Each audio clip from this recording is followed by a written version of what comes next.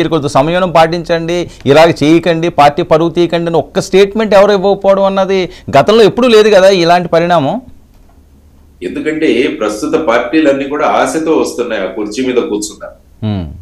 అందుకనే ఒక మహానుభావుడు చెప్పాడు, ఎవరైతే ఆశతో వస్తారో వాళ్ళు ధ్వంసం సృష్టిస్తారు, ఎవరైతే ఆశయాలతో వస్తారో వాళ్ళ అభివృద్ధి గురించి ఆలోచిస్తారు. కాబట్టి ఈ పార్టీలన్నీ కూడా వాళ్ళ ఆలోచనలు ఏంటంటే కుర్చీ మీద ఎలాగైనా కూర్చోవాలి, దానికోసం 30-40 కోట్లు ఖర్చు పెట్టినా పర్వాలేదు. ఇదంతా ఏంటంటే ఇదంతా మనీ ఫ్రస్ట్రేషన్, మేము పెట్టాము వాళ్ళు పెట్టారు ఏమవుతుందో అన్న ఒక ఫ్రస్ట్రేషన్ మనకు క్లియర్ గా కనిపిస్తుంది. ఎవరైతే ఆశయాలతో వచ్చారో వాళ్ళు ఇటువంటి అంశాలను ఎప్పుడు చేయరు, ఇంకా ప్రజాస్వామ్యం బలోపేతం అవ్వాలని ఆలోచిస్తారు. కానీ ఇవన్నీ కూడా ఈ ఇద్దరు నాయకులు మాట్లాడుకుంటే ఏమవుతుందంటే రేపు 5 సంవత్సరాల్లో రాష్ట్ర భవిష్యత్తు మీద ఈ ఇన్సిడెంట్లు చాలా ప్రభావాన్ని చూపబోతున్నాయి.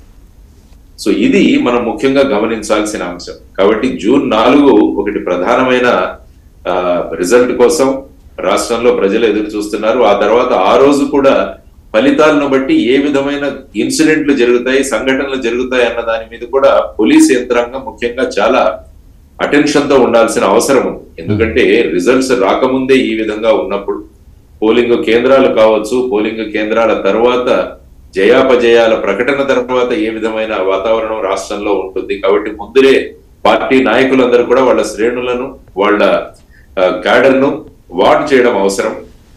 తర్వాత పోలీస్ యంత్రాంగం కూడా ఏ మాత్రం వివక్షత చూపకుండా ఎక్కడైతే గొడవలు జరుగుతాయో ఆ సందర్భంగా ప్రతిబంధక చర్యలు, ప్రివెంటివ్ యాక్షన్ అన్నది తీసుకోవాల్సిన అవసరం చాలా ఉంది. ఎలక్షన్ కమిషన్ కూడా 4వ తారీఖు ఆ తర్వాత సంఘటనల మీద ఆంధ్రప్రదేశ్ రాష్ట్రంలో ముఖ్యంగా వాళ్ళ కేంద్రీకరించాల్సిన అవసరం కూడా ఉంది. ఇది ఆల్రెడీ సిఎస్ ను డీజీని election commission of India already పిలవడం జరిగింది. ఆ తర్వాత వాళ్ళ రిపోర్ట్ ఆధారంగా కొంతమంది ఎస్పీలను బదిలీ చేయడం, సస్పెండ్ చేయడం, కలెక్టర్లను బదిలీ చేయడం ఇది కూడా జరిగింది. ఇదంతా ఏంటంటే రాష్ట్రానికి ఒక చెడ్డ పేరు తీసుకొస్తుంది వర్మ గారు. This is not what we expected. Elections అనేవి 5 సంవత్సరాలు జరుగుతాయి, కానీ ఈ విధమైన సంఘటనలు మీరు అన్నట్టు ఎక్కడా కూడా జరగలేదు. ఇదంతా ఎందుకంటే నేను అన్నాను, ప్రశాంత్ కిషోర్ అనే వ్యక్తి మన రాష్ట్రంలో ప్రశాంతతను పోగొట్టాడు అంటాను నేను ఇప్పుడు.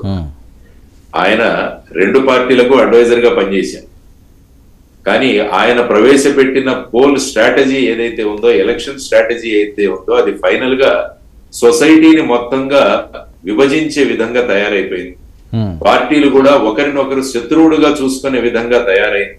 ఇదన్నీ కూడా రాష్ట్ర హితవు కోసం, రాష్ట్రం యొక్క ప్రగతి కోసం ఇది చాలా గొడ్డలి పెట్టు కాబోతుంది అన్నది మనం అందరం కూడా గమనించి ఇప్పటికైనా రాష్ట్ర నాయకులు మేల్కొని వారి యొక్క బాధ్యతలను సక్రమంగా వహించాలని నేను 99 టీవీ ద్వారా ఆ రాష్ట్ర నాయకులకు తెలియజేస్తున్నాను. ఓకే సార్, జేడీ గారు ఇప్పటి వరకు జరిగిన ఈ ఎపిసోడ్లన్నీ మనం